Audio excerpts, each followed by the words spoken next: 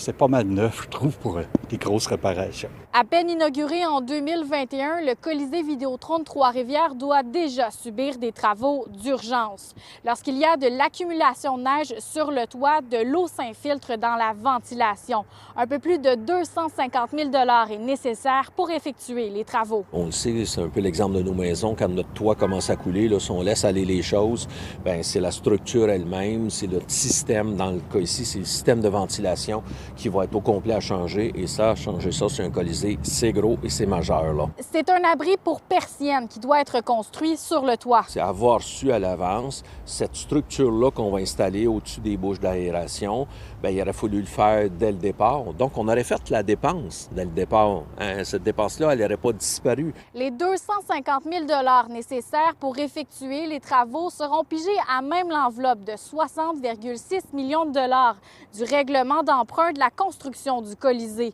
Une fois le montant dépensé, cette réserve sera entièrement épuisée. Après ça, on ferme le règlement d'emprunt, l'enveloppe va être vide, tout l'argent va avoir été utilisé. Fait que s'il y avait d'autres choses, on ne prévoit pas d'autres choses, mais s'il y avait d'autres choses, là, ça va être une dépense nouvelle directement. C'est un bâtiment assez récent, inauguré en 2021. Là, on parle déjà de travaux d'urgence. Est-ce que ça pourrait venir peut-être d'un manque de l'entrepreneur? Est-ce que c'est des choses qu'on aurait pu prévoir? Bien, il semble que non. Tout a été fait selon les plans et devis qui avaient été faits. Ça a été fait conforme. L'entrepreneur qui a installé ça en installe comme ça un peu partout. C'était dans quelque chose de régulier. Donc, on ne voit pas de faille du côté de l'entrepreneur. On a même travaillé avec lui à trouver des solutions qui auraient été peu coûteuses. Je ne pourrais pas dire que ça me choque ou quoi que ce soit, là. C'est la vie, finalement. Faut qu'ils n'ont pas le choix de le réparer. Je crois qu'il y a d'autres priorités au niveau de Trois-Rivières.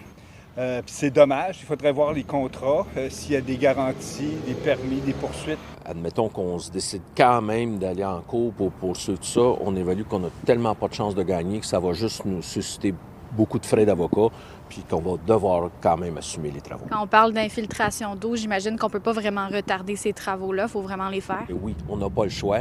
C'est pour ça que... Et on a aussi pris pour le faire dans un délai pas trop long, là, parce que si on ne veut pas que ça nuise à la saison qui va s'amorcer dès fin août, bien, il faut que les travaux se fassent vraiment cet été. Le Conseil va octroyer le contrat pour les travaux au plus bas soumissionnaire lors de la séance de mardi soir. À Trois-Rivières, Frédéric Bacon pour Nouveau Info.